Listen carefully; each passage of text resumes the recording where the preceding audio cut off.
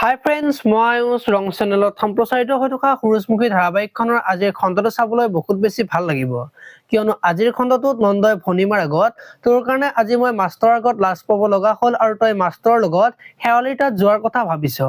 তাইৰ নামত থকা মাটিখিনি যদি মোৰ নামত কৰি নিদিয়ে তেতিয়াহ'লে মই তাইৰ সকলো কথা লগাই মই বিয়াখন বিচ্ছেদ কৰাম বুলি নন্দ ঘৰৰ পৰা ওলাই যোৱা দেখিবলৈ পাব।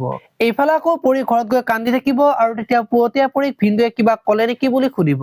আৰু তেতিয়া পৰিয়ে তই কোৱাটোৱে হ'ল শুনে শেৱালিক এনেকৈ বিয়া পতাৰ কাৰণে শুনৰ লগত সম্পৰ্ক ৰাখিব মানা কৰিছে বুলি পুৱতীক ক'ব।